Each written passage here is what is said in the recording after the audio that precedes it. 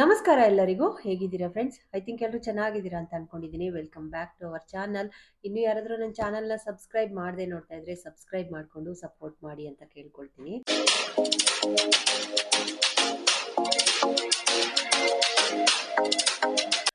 ರಾಯರ್ಗೆ ಕಾಯಿ ಸಂಕಲ್ಪ ಮಾಡಿ ಇವತ್ತಿಗೆ ನಂದು 5 ವಾರ ಆಯಿತು. ನಾನು 5 ವಾರ ಕಂಪ್ಲೀಟ್ ಮಾಡಿದೆ. ನಿಜವಾಗ್ಲೂ ಖುಷಿ ಅಂದರೆ ಸಿಕ್ಕಾಪಟ್ಟೆ ಖುಷಿ ಆಗ್ತಾ ಇದೆ. 5 ವಾರ ಕಂಪ್ಲೀಟ್ ಆಯಿತು.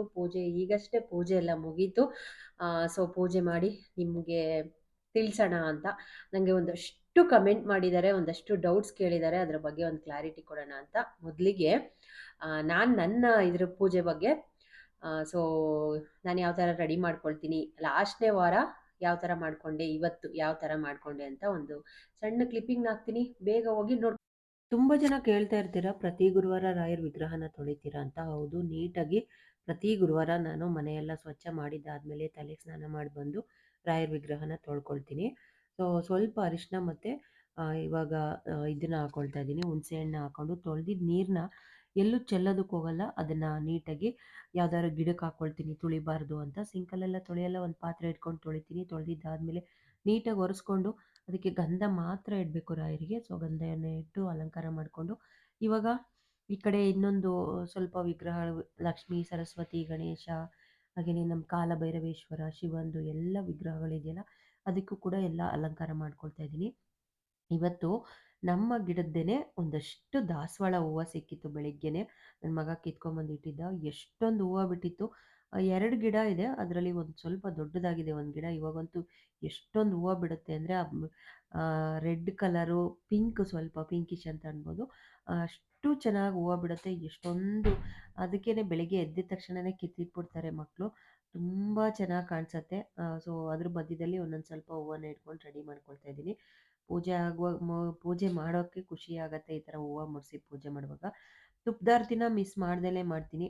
ಸೊ ಇವತ್ತು ಕೊನೆ ವಾರ, ನನ್ನ 5ನೇ ವಾರ ಅಲ್ವಾ, ಹಂಗಾಗಿ ಪೂಜೆ ಮಾಡ್ಕೊಳ್ತಾ ಇದ್ದೀನಿ. ನನಗೆ ಈ ಟೈಮು ನನಗೆ ಸಿಕ್ಕಾಪಟ್ಟೆ ಖುಷಿ ಆಗಿದ್ದೆ ಏನು ಗೊತ್ತಾ?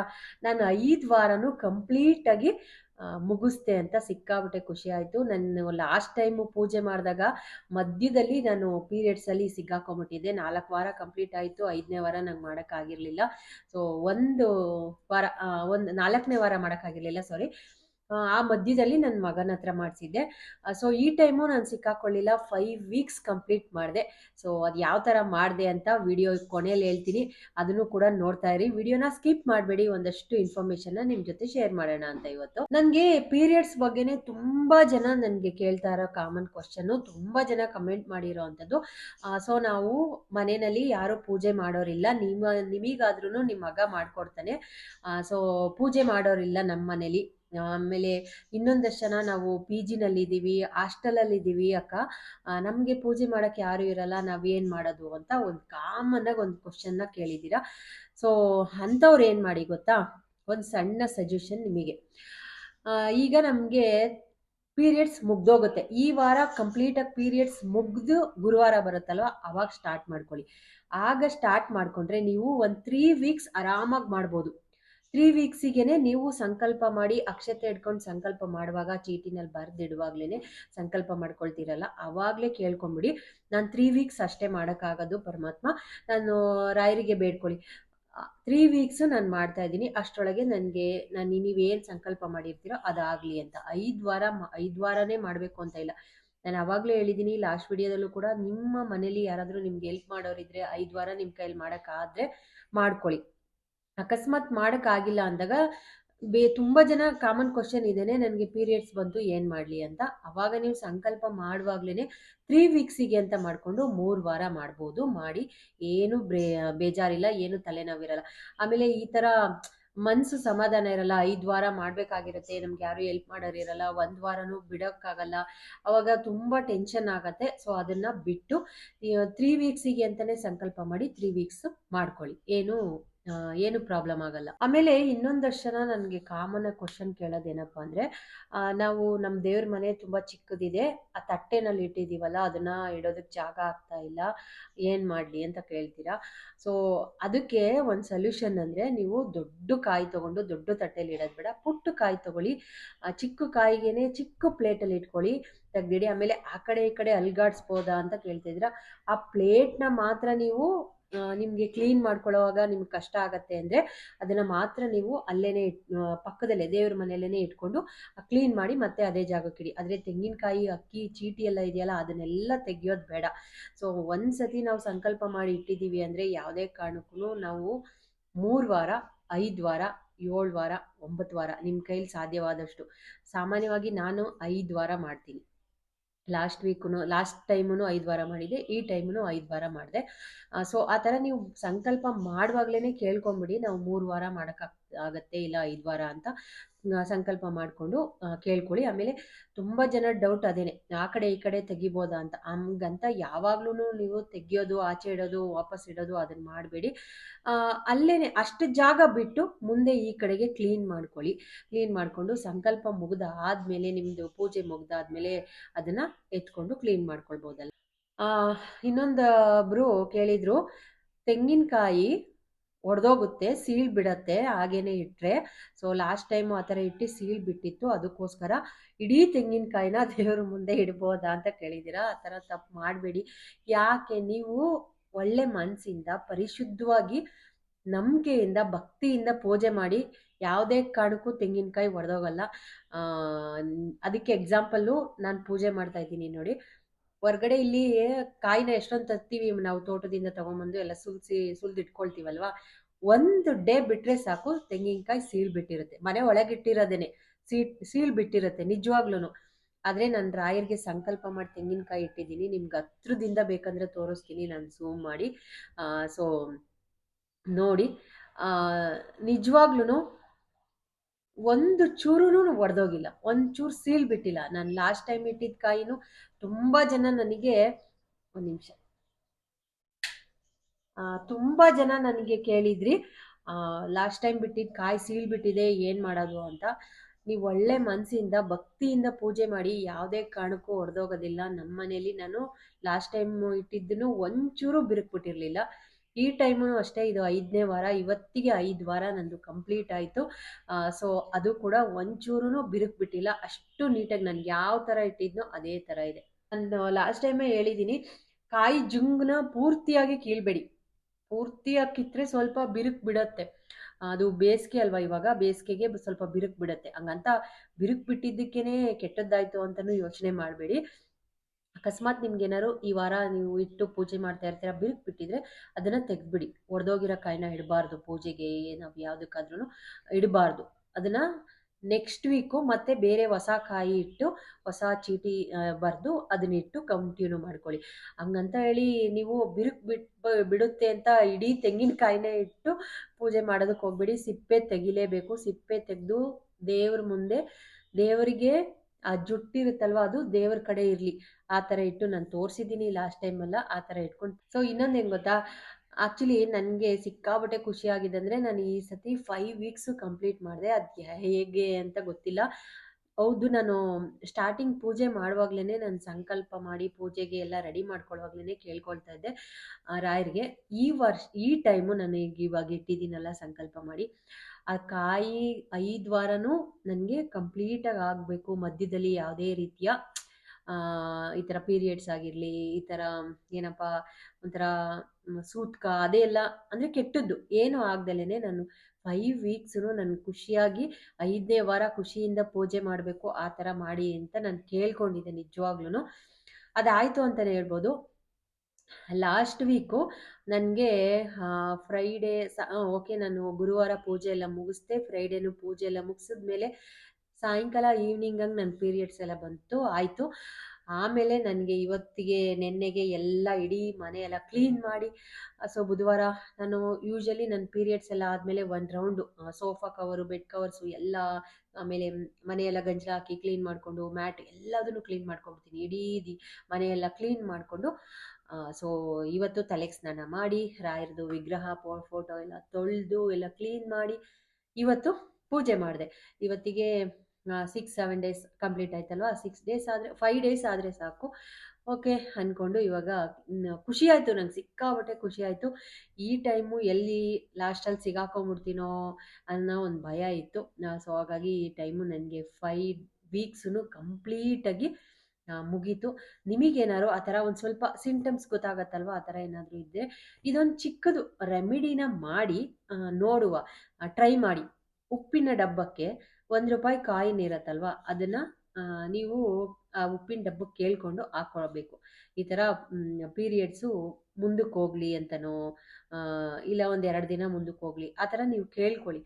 ಆವಾಗ ನಿಮಗೆ ಪೀರಿಯಡ್ಸ್ದು ಸ್ವಲ್ಪ 1-2 ದಿನ ಮುಂದೆ ಹೋದರೆ ಆಗ ನಿಮಗೆ ಒಂದು 5 ವೀಕ್ಸ್ ಮಾಡೋದಕ್ಕೆ ಈಸಿ ಆಗ್ಬೋದೇನೋ. ಸೊ ಆ ಥರನೂ ಇರುತ್ತೆ. ಅದು ಉಪ್ಪಿನ ಡಬ್ಬಕ್ಕೆ ನಾನು ಒಂದು 2-3 ಸತಿ ಅದನ್ನು ಇದನ್ನು ಮಾಡಿದ್ದೀನಿ. ಕೆಲವೊಂದು ಸತಿ ಸಕ್ಸಸ್ ಆಗಲ್ಲ, ಹಂಗಂತ ಹೇಳ್ಬಿಟ್ಟು ನೀವು ಹೇಳಿದ್ರಲ್ಲ ಅದಕ್ಕೆ ಸಕ್ಸಸ್ ಆಗಿಲ್ಲ ಅಂತಲೂ ಕೇಳಬೇಡಿ. ಕೆಲವೊಮ್ಮೆ ಅದು ಆಗಲ್ಲ. ಬೈ ಲಕ್ ಏನಾರೋ ಪೋಸ್ಟ್ಬೋನ್ ಆದರೆ ನೀವು 5 ವೀಕ್ಸ್ ಮಾಡ್ಕೊಳ್ಬೋದು. ಇಲ್ಲ ಅಂದರೆ ಅದೇ ನಾನು ಹೇಳ್ದಂಗೆ 3 ವೀಕ್ಸಲ್ಲೇ ಮಾಡಿ ಕಂಪ್ಲೀಟ್ ಮಾಡ್ಕೊಂಬಿಡಿ. ಸೊ ಏನು ಇವಾಗ ಯಾರೂ ಮಾಡೋರಿಲ್ಲ ಅಂದರೆ, ಮಾಡೋರಿದ್ದಾರೆ ಅಂದರೆ ಆರಾಮಾಗಿ ಟೆನ್ಷನ್ ಬೇಡ ಮಾಡಿ. ಆ್ಯಕ್ಚುಲಿ ತೆಂಗಿನಕಾಯಿ ಸಂಕಲ್ಪದ್ದು ತುಂಬ ಜನ ಮಾಡಿದ್ದಾರೆ. ನನ್ನ ಫ್ರೆಂಡ್ಸ್ ಸರ್ಕಲಲ್ಲಿ ತುಂಬ ಜನ ನಾನು ಮಾಡಿದ್ದೀನಿ ಅಂತಾರೆ. ಆಮೇಲೆ ಒಳ್ಳೇದಾಗಿರೋರು ತುಂಬ ಜನ ಮೆಸೇಜ್ ಮಾಡಿದ್ದಾರೆ, ನಂಗೆ ಒಳ್ಳೇದಾಯಿತು, ಈ ಥರ ಆಯಿತು ಅಂತ. ಆಮೇಲೆ ಒಂದಿಬ್ಬರು ಮೆಸೇಜ್ ಮಾಡಿದ್ರಿ, 3 ವೀಕ್ಸ್ ಮಾಡಿದೆ, ನನಗೆ ನಾನು ಅಂದ್ಕೊಂಡಿದ್ದಾಗಿಲ್ಲ, ಏನು ಮಾಡೋದು ಅಂತ ಕೇಳಿದ್ರಿ. ಪೇಷನ್ಸ್ ಇರಬೇಕು. ನಮಗೆ ಸಕ್ಸಸ್ ಅನ್ನೋದು ಬೇಕು ಅಂದರೆ ಪೇಷನ್ಸ್ ಖಂಡಿತವಾಗ್ಲೂ ಬೇಕು. ನಮ್ಗೆ ಒಳ್ಳೇದಾಗ್ತಾ ಇದೆ, ನಮ್ಗೆ ಒಳ್ಳೇದಾಗಬೇಕು ಅಂತ ಇದ್ದರೆ ಕಾಯಬೇಕು. ಆ್ಯಕ್ಚುಲಿ ನಾನು ಪೂಜೆ ಮಾಡಿ ಒಂದು 2 ಮಂತ್ಸ್ ಆದಮೇಲೆ ನಾನು ಮತ್ತೆ ನೆಕ್ಸ್ಟು ನಿಮ್ಮ ಜೊತೆ ಶೇರ್ ಮಾಡಿದ್ದು. ಈ ಥರ ಅಂದ್ಕೊಂಡಿದ್ದೆ, ಇಂಥ ವಿಷಯ ಸಕ್ಸಸ್ ಆಯಿತು ಅಂತ. ಕಾಯಬೇಕು, ತಾಳ್ಮೆ ಇದ್ರೇ ಭಗವಂತ ನಮಗೂ ಕಾಯಿಸ್ತಾರೆ. ಎಲ್ಲ ಒಂದು ಮಗು ಆಗಿ ಈಚೆ ಬರೋದಕ್ಕೇ 9 ಮಂತ್ಸ್ವರೆಗೂ ಕಾಯಬೇಕು. ಅಂಥದ್ರಲ್ಲಿ ನಾವು ಸಂಕಲ್ಪ ಮಾಡಿ ನಾವು ಅಂದ್ಕೊಂಡಿದ್ದಾಗಬೇಕು ಅಂದರೂ ಅವರು ಕೃಪೆ ತೋರಿಸ್ತಾರೆ. ಕಾಯಬೇಕು ಪೇಷನ್ಸಿಂದ. ಎಲ್ಲದಕ್ಕೂ ತಾಳ್ಮೆ ಒಂದೇ ಉತ್ತರ. ತುಂಬ ಜನ ಕಮೆಂಟ್ ಮಾಡೋರ್ಗೂ ನಾನು ಹೇಳ್ತಾ ಇರ್ತೀನಿ, ತಾಳ್ಮೆಯಿಂದ ಕಾಯಿರಿ. ಈ ವಾರ ಪೂಜೆ ಮಾಡಿದ್ವಿ, 3 ವಾರ ಪೂಜೆ ಮಾಡಿದ್ವಿ, ಇಲ್ಲ 5 ವಾರ ಪೂಜೆ ಮಾಡಿದ್ವಿ, ನೆಕ್ಸ್ಟ್ ಮಂತೇ ನಮಗೆ ನಾವು ಅಂದ್ಕೊಂಡಿದ್ದೆಲ್ಲ ಸಕ್ಸಸ್ ಆಗಿಬಿಡ್ಬೇಕು ಅಂತ ದಯವಿಟ್ಟು ಅಂದ್ಕೊಂಡು ಪೂಜೆ ಮಾಡೋದಕ್ಕೆ ಹೋಗ್ಬಿಡಿ.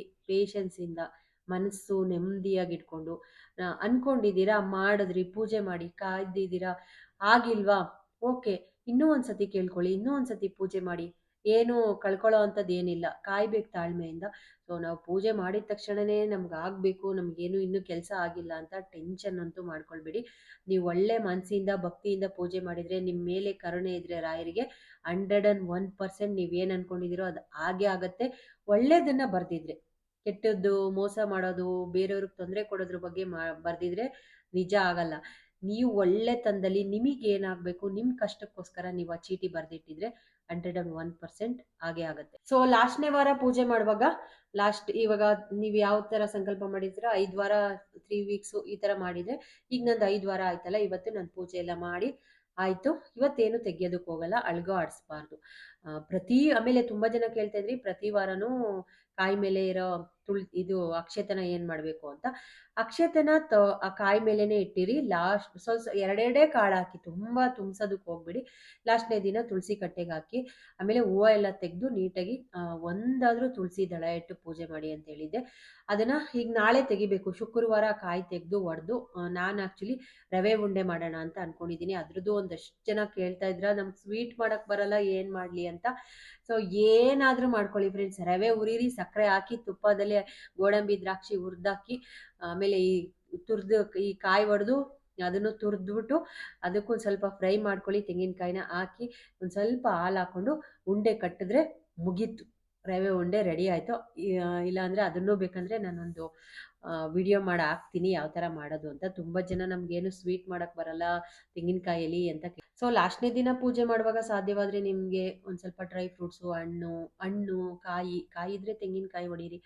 ಒಂದು ಪೂಜೆ ಮಾಡಿ ಮುಗಿದ್ಮೇಲೆ ಒಂದು ಮನೆಯಲ್ಲಿ ನಾವು ಒಂದು ಕಾಯಿ ಹೊಡೆದು ಪೂಜೆ ಮಾಡಿದ್ರೆ ನಮ್ಗೆ ಏನೇ ಒಂದು ಕಂಟಕ ಇದ್ರೂ ಅದು ಮುಗೀತು ಅಂತ. ಕೆಲವರು ದೇವಸ್ಥಾನಗಳಲ್ಲಿ ಯಾಕೆ ಹೇಳಿ ಇಳಿ ತೆಗೆದು ಹೊಡಿತಾರೆ, ನಮ್ಗೇನೇ ಕಂಟಕ ಇದ್ರೂ ಅದೆಲ್ಲ ಇಲ್ಲೇ ಮುಗ್ದೋಗ್ಲಿ ಅಂತ ಹೊಡಿತಾರೆ. ಸೊ ಆ ಥರ ಬಾಳೆಹಣ್ಣು ತೆಂಗಿನಕಾಯಿ ಇಟ್ಟು ಪೂಜೆ ಮಾಡಿ ಹೊಡೆದು ಪೂಜೆ ಮಾಡ್ಕೊಳ್ಳಿ ಲಾಸ್ಟ್ನೇ ದಿನ. ಇವತ್ತು ಗುರುವಾರ ಪೂಜೆ ಮುಗ್ದೋದ್ರೆ ಇವತ್ತೇ ತೆಗಿಬಾರ್ದು, ನಾಳೆ ಫ್ರೈಡೇ ತಗೊಳ್ಳಿ. ಇವತ್ತಿಗೆ 5 ವಾರ ಕಂಪ್ಲೀಟ್ ಆಗಲಿ.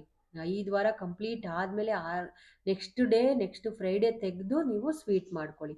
ಅಕಸ್ಮಾತ್ ಏನಾದ್ರು ನಿಮಗೆ ಮಾಡೋಕ್ಕಾಗಿಲ್ಲ ಅಂದರೆ ಅದೇ ನಾನು ಹೇಳಿದ್ನಲ್ಲ, ರವೆ ಉಂಡೆ ಬೆಸ್ಟ್ ಐಡಿಯಾ, ಅದನ್ನ ಮಾಡ್ಕೊಳ್ಳಿ. ಇಲ್ಲಾಂದರೆ ಬೇರೆ ಏನಾದರೂ ಪೊಂಗಲ್ ಮಾಡ್ಕೊಳ್ಳಿ. ಆಮೇಲೆ ಇನ್ನೊಂದಷ್ಟು ಜನ ಕಮೆಂಟ್ ಮಾಡಿದ್ದೀರಾ, ಈಗ ಯುಗಾದಿ ಬರ್ತಾ ಇದೆ, ಹಬ್ಬ ಅದು ಗುರುವಾರನೇ ಬಂದಿದೆ, ಸೊ ಅಮಾವಾಸ್ಯೆ ಬಂದಿದೆ, ಇಡ್ಬೋದಾ ಅಂತ.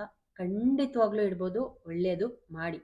ಅಮಾವಾಸ್ಯೆ ಆದರೆ ಏನಂತೆ, ಪೂಜೆ ಮಾಡಿದ್ರೆ ನಾವು ಅಂತೀವಿ ಅಮಾವಾಸ್ಯೆ ದಿನ, ಪೌರ್ಣಮಿ ಹುಣ್ಣಿಮೆ ದಿನ ಪೂಜೆ ಮಾಡಬಾರ್ದು ಹಾಗೆ ಹೀಗೆ ಅಂತ, ಏನೂ ಇಲ್ಲ, ತುಂಬ ಒಳ್ಳೆಯದು. ಈ ಸೇಟುಸ್ ಎಲ್ಲ ನೋಡಿ, ಅವರು ಜಾಸ್ತಿ ಪೂಜೆ ಮಾಡೋದು ಎಲ್ಲ ಮಾಡೋದೇ ಅಮಾವಾಸ್ಯೆ ಮತ್ತು ಹುಣ್ಣಿಮೆ ಇದ್ದಾಗಲೇ.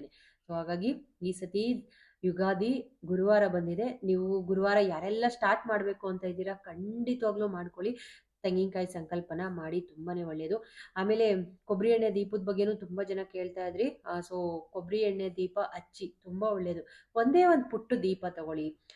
ಸೊ ಕೊಬ್ಬರಿ ಎಣ್ಣೆ ರೇಟ್ ಜಾಸ್ತಿ ಅಂತ ಅನ್ಕೊಳಕ್ಕೆ ಹೋಗ್ಬೇಡಿ, ಯಾಕೆಂದರೆ ನಾವು ಭಗವಂತನಿಗೆ ಒಳ್ಳೆ ಮನಸ್ಸಿಂದ ಹಚ್ಚಿದ್ರೆ ಅವರೇ ಕೊಡ್ತಾರೆ ವಾಪಸ್ ನಮಗೆ. ಅದಕ್ಕೆ 2 ಬತ್ತಿ ಹಾಕೊಳ್ಳಿ, 1 ದೀಪ 2 ಬತ್ತಿ ಹಾಕಿ ಹಚ್ಚಿ, ಆಮೇಲೆ ಸಾಧ್ಯವಾದರೆ ತುಪ್ಪದ್ದು ಬತ್ತಿನ ಹಚ್ಚಿ ಪೂಜೆ ಮಾಡ್ಕೊಳ್ಳಿ, ಒಳ್ಳೇದಾಗಲಿ ನಿಮ್ಮೆಲ್ಲರಿಗೂ. ಹಬ್ಬದ ದಿನ ಸ್ಟಾರ್ಟ್ ಮಾಡಬೇಕು ಅಂತ ಇರೋರಿಗೆ ಸ್ಟಾರ್ಟ್ ಮಾಡಿ, ಒಳ್ಳೇದಾಗಲಿ. ಸೊ ಈ ಲಾಗ್ನ ಇಲ್ಲಿಗೆ ಎಂಡ್ ಮಾಡ್ತೀನಿ. ಇವತ್ತಿಗೆ ನಂದು 5 ವಾರ ಮುಗೀತು. ಸೊ ಮುಂದಿನ ಲಾಗಲ್ಲಿ ಮತ್ತೆ ಸಿಗ್ತೀನಿ.